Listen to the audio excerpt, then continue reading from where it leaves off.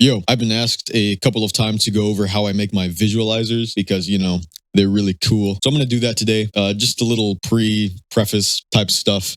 First of all, this is probably going to be the last video that I have at this production value. I intend on stepping that up. So the next video I'm going to make, which is on the pitch map colors plugin, that's going to be higher quality than this one. So yeah, look up for that video.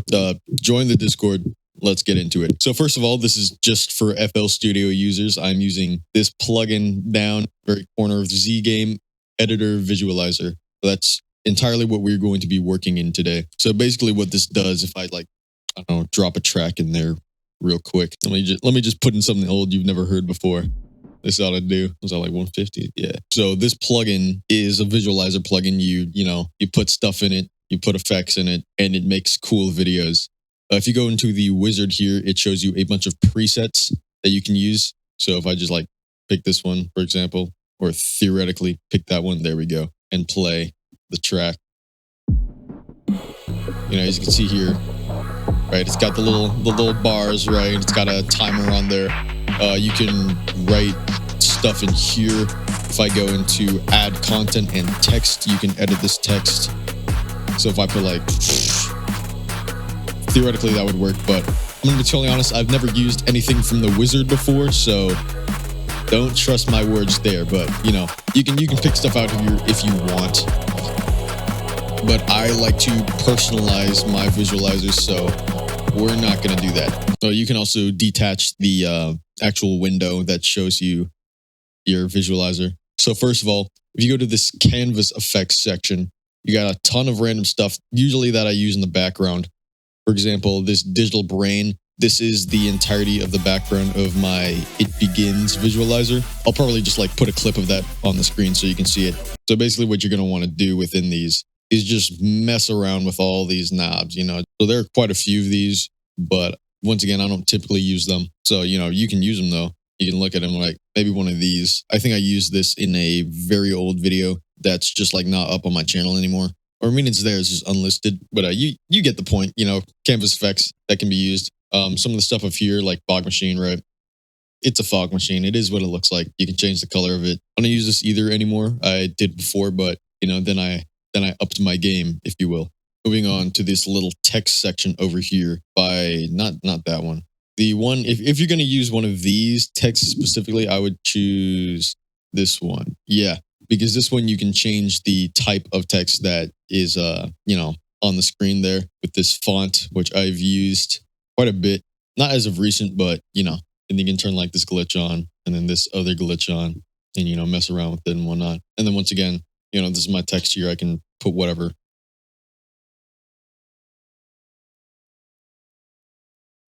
I'm typing with one hand, by the way, so don't judge me too bad.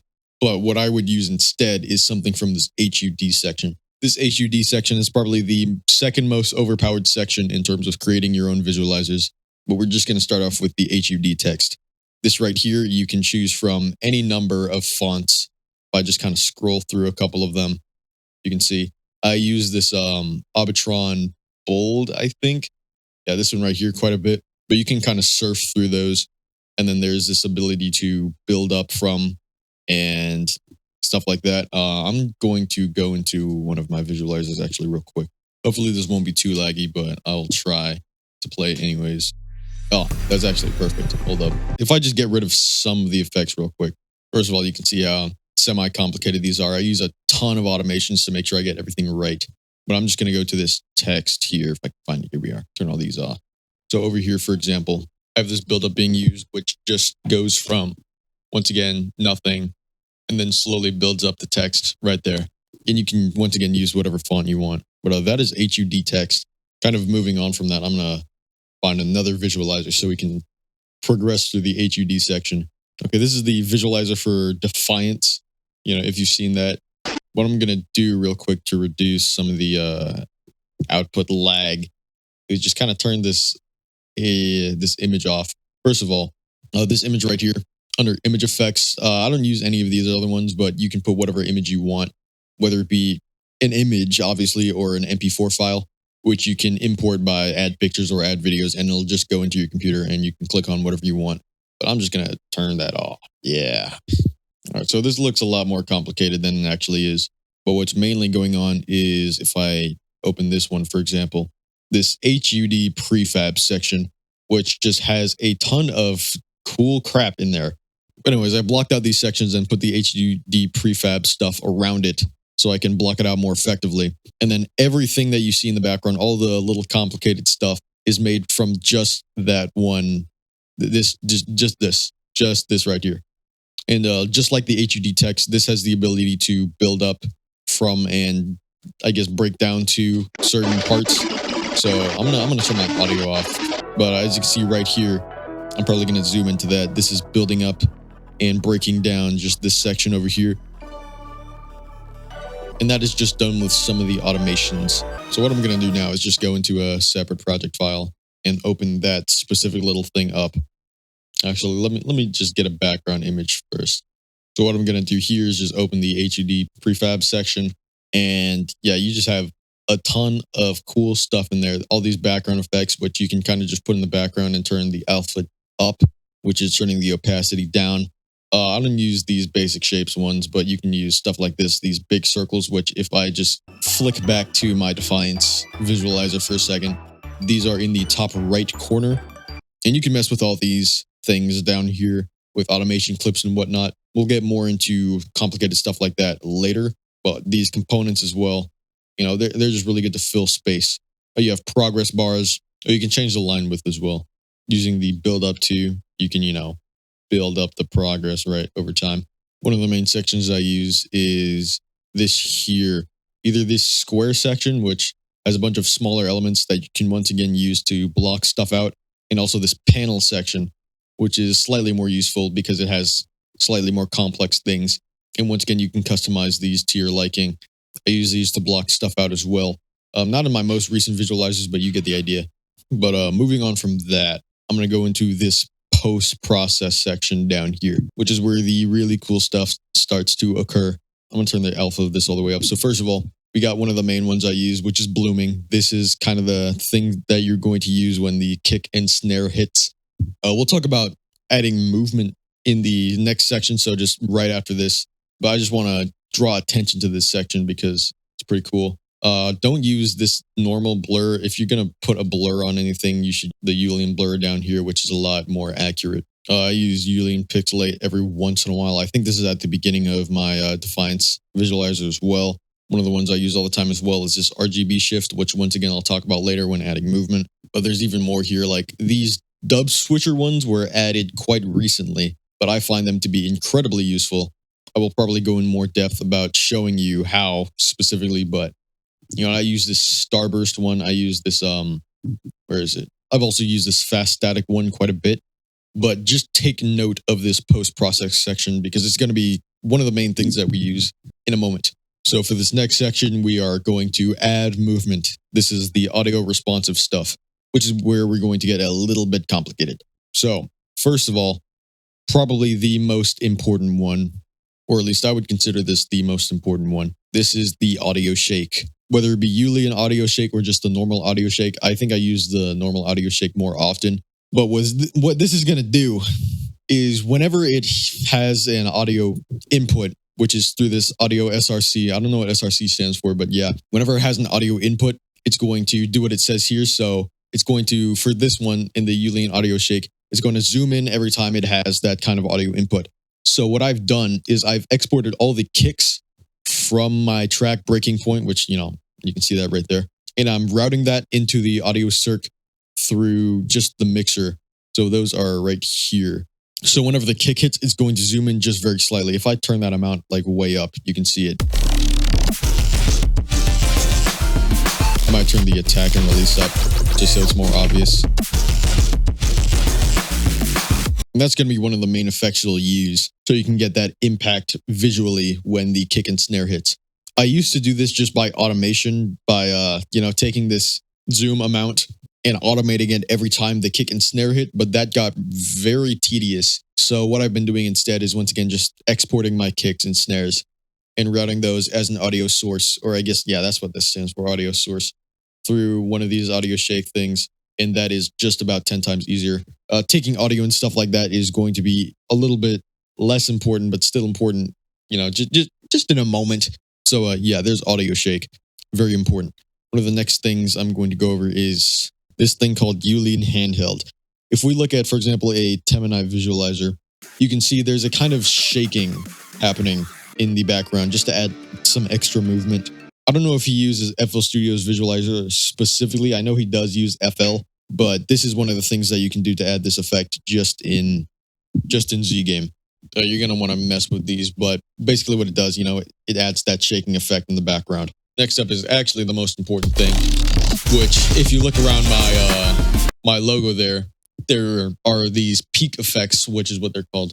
And this is where you're going to get that kind of EQ style, whatever this thing is called. All right, you just look at it. You know what it is. So anyways, in FL Studio, this can be achieved by either one of these HUD graphs. This polar one is going to be that one that's circular, and you can mess with all these knobs. And if I turn this to an HUD graph linear, that's going to be one of these ones, right? Which just depends on whatever you want. But even more so if you go to peak effects specifically, most of these are not particularly useful or good looking, but polar is kind of one of the main ones. So that just uses a bunch of little dots and lines, right? And then the kind of stereotypical visualizer one that you might want to use in FL Studio if I can find it. Oh, also this linear one, which is, you can see right there, not nearly as cool as the HUD linear graph. So just kind of avoid that one. There's also this Ulean peak shapes, which it is what it looks like. You can mess with that one. Here it is. Stripe peaks. Each one of these little slices you can change the color of. For example, if I just change that to something random, right? That's where you're going to get stuff like this if I just put that up on the screen. I don't know which one I'm going to put, but you get the idea. And you can just kind of mess around with those as you see fit.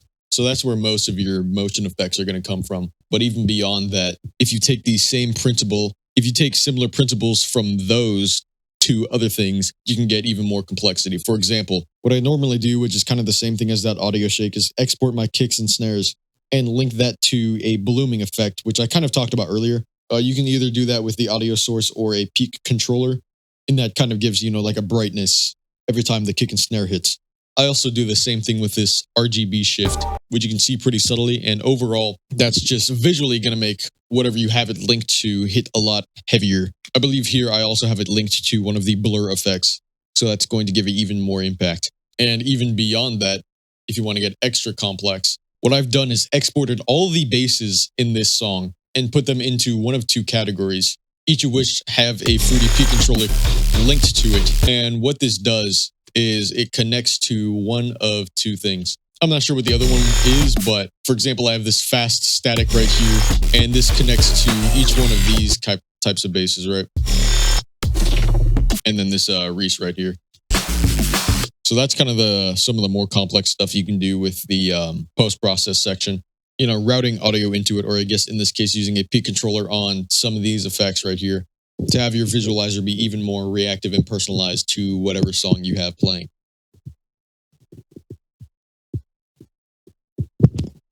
So that's kind of the general stuff. And then from there, you can just customize it however you feel like. Going over everything once again, you can use canvas effects for the background. I don't really do that. What you should do instead is just kind of use an image and mess around with that. For example, if I go into my visualizer for Aqua Bolt, what I've done with the background here is completely personalized. So if I get rid of everything else, just like all of this stuff, you will see that this background is actually just B-roll of a swimming pool. And I've put a bunch of corrective effects on it to personalize it to how I wanted it to be. And this is just going to be about experimentation on your part. The next thing is text, which you can get from the text section or just HUD text, which is better in my opinion.